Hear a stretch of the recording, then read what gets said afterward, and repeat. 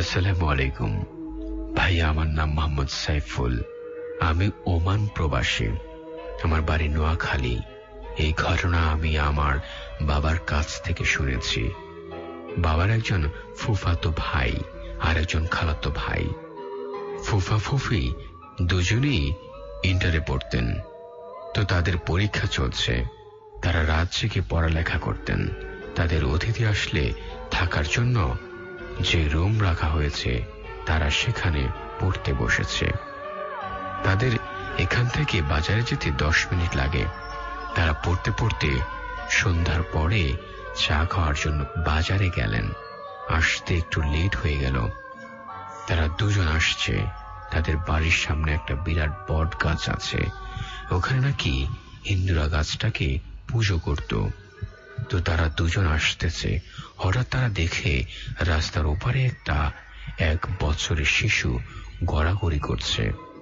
তারা একজন শিশুটাকে উঠিয়ে দেয়। তারপর তারা দেখলেন শিশুটা একটা দৌড় মারল। হঠাৎ উধাও হয়ে গেল শিশুটা। তারা কিছু চিন্তা না করে পড়তে বসে গেল। রাতে একজন প্রস্রাব করতে বের হলো। যে ওই শিশুটাকে হাতে ধরে উঠিয়েছিল, ও অনেক সময় হয়ে গেল, সে এখনো প্রস্রাব করে আসছে না। তার সাথের জন দেখে খুঁজতে তাকে বের হলো। তাকে খুঁজে পাওয়া যাচ্ছে না। সবাইকে ডাকলো। সবাই এসে টর্চ লাইট নিয়ে খুঁজতে বেরিয়ে পড়ল। হঠাৎ একজনের চোখ পড়ল সেই গাছটার উপরে। দেখলো সে গাছের উপরে বসে আছে। এভাবে সে গাছের উপরে গেল বলতে পারছে না কেউ। সে মোটামুটি সুস্থ হলো।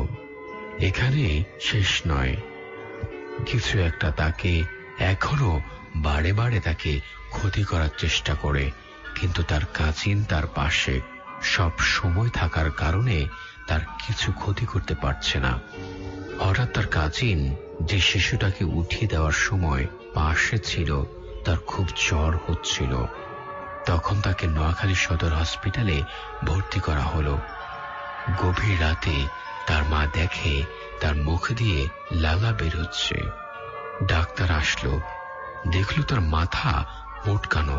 কে বা কাহারা তার মাথা মোটকে দিয়েছে। এখনো সেটা রহস্য রয়ে গেল।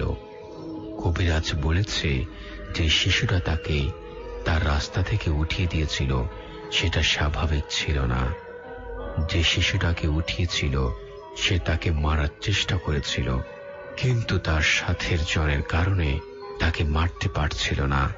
তার জন্য তাকেই মেরে ফেলল। এটা আমার ঘটনা। ভালো লাগলে পড়ে শোনাবেন।